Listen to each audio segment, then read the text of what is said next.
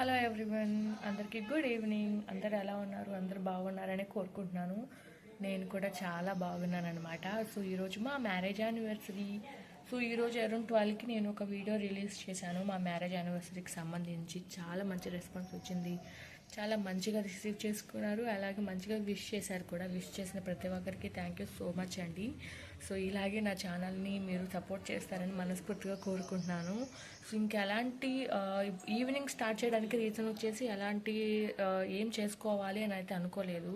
ఎలాంటి ప్లాన్స్ కూడా లేవు యాక్చువల్గా. కాకపోతే మా మమ్మీకి హాలిడే ఇస్తే ఆవిడైతే వంటలు బాగా చేస్తారు. సో నలుగురికి చేయాలన్నా పెట్టాలన్నా కూడా నేనేంటంటే ఇద్దరికే చేయగలను, మా మమ్మీ అయితే ఎంతమందికైనా చేయగలదు అని చెప్పేసి మా మమ్మీని హాలిడే తీసుకోమంటే తనకి కుదరలేదు, హాలిడే ఇవ్వలేదు. యాక్చువల్గా తను ఇప్పుడే ఫోన్ చేసింది, నేను అరౌండ్ 6కి అలా వస్తాను, వంట చేస్తాలే అనింది. సో ఓకే, ఇంకా ఎలాగ అయ్యి ప్రిపేర్ చేసుకుంటున్నాం కదా, చూపించినట్లుగా ఉంటుంది, చిన్న సెలబ్రేషన్ లాగా ఉంటుంది కదా, సరే వీడియో తీద్దాంలే, మాకు మెమరీగా ఉంటుంది, మీకు కూడా చూసినట్లుగా ఉంటుందని చెప్పేసి స్టార్ట్ చేశాను.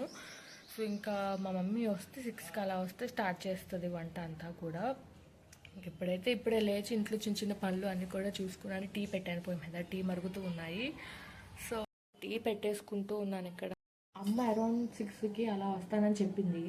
ఒకవేళ తను వచ్చినా రాకపోయినా అట్లీస్ట్ స్వీట్ అన్నా చేసుకుందాంలే అని చెప్పేసి అనుకున్నాను. ఇప్పటికిప్పుడే అట్లీస్ట్ ఒక సగ్గుబియ్యం పాయసం అంటే సేమియాలు అన్నీ వేసి చేస్తాను, అంటే బెల్లం వేసి చేస్తాను, చాలా టేస్టీగా ఉంటుంది. ఒకవేళ అమ్మ వస్తే ఓకే, అమ్మ వస్తే నాన్ వెజ్ అవి ప్రిపేర్ చేస్తారు. వచ్చినా రాకపోయినా ఒక స్వీట్ కూడా చేస్తున్నట్లుగా ఉంటుందని చెప్పి అనిపించింది. సో ఇప్పుడు నేను ఈ పాయసం కూడా చూపిస్తాను, చాలా టేస్టీగా ఉంటుంది. ఏం లేదు, జస్ట్ ఫస్ట్ సగ్గుబియ్యం తీసుకొని మంచిగా వాష్ చేసేసి పెట్టేశాను.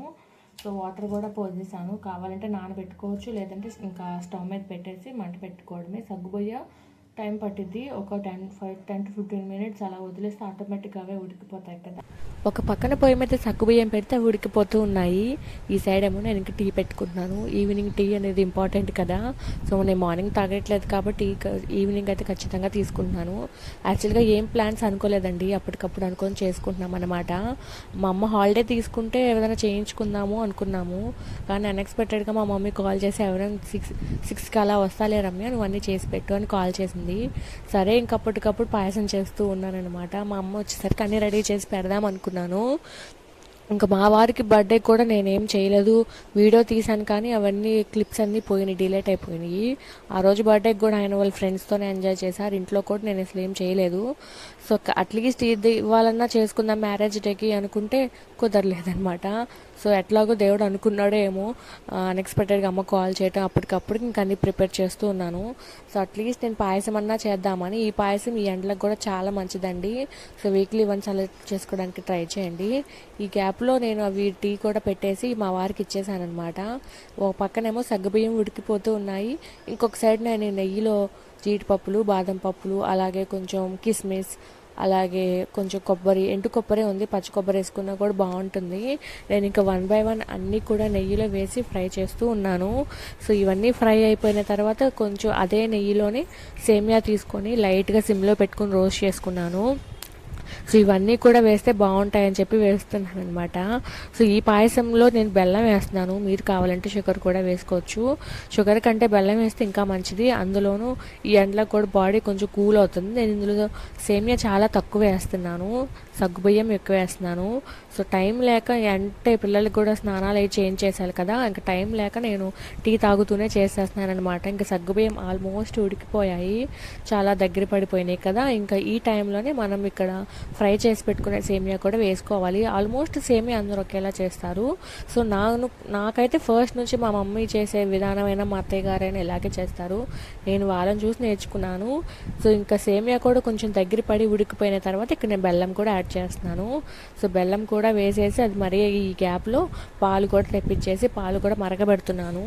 మేము పోయించుకునే పాలు మాకు టీకి అలాగే పెరుగుకి సరిపోతాయి. అందుకని చెప్పేసి ఇలాంటప్పుడు పాలు తెప్పించుకుంటూ ఉంటారనమాట.